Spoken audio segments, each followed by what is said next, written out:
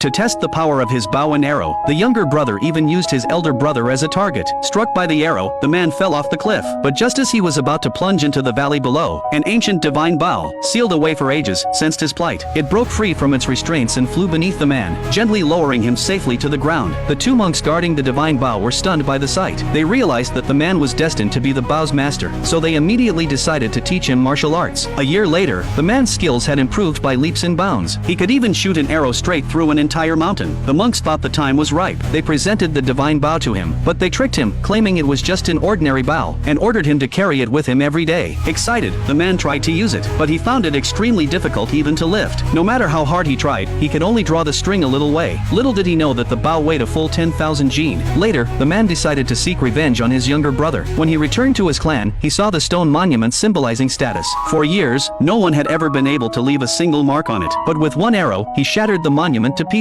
Once, his younger brother had deliberately framed him for stealing their father's bow. Their father had punished him without bothering to find out the truth. In the end, he had even been thrown off a cliff by his younger brother. At that moment, all his suppressed anger erupted completely. Meanwhile, a clan leader selection contest was being held in the family. When the man appeared, his younger brother was utterly shocked that he was still alive. He was determined to defeat him once and for all in the contest. The first round of the competition was to shoot the target through a formation. Some contestants stepped forward confidently to try, but their arrows couldn't even penetrate the formation. When it was the younger brother's turn to try, he deliberately shot an obstacle within the formation, sending the arrow ricocheting toward the man. Fortunately, the man reacted quickly and escaped unharmed. Then the younger brother shot his second arrow. Everyone thought he would surely succeed this time, but the arrow still failed to pass through the final obstacle. When it was the man's turn to take the stage, he used both his hands and feet to draw the divine bow. The moment the arrow was released, heaven and earth began to tremble. A gigantic arrow tore through the sky, piercing straight through the entire formation. Everyone was forced to step back repeatedly by the overwhelming pressure, but the younger brother was still not convinced. He wanted to have a real archery duel with the man. As the man spread his hands wide, the power of heaven and earth converged entirely on him. All the arrows in the vicinity flew up into the air, merging into a single divine arrow that hovered there. In the end, he unleashed all his power and shot the divine arrow.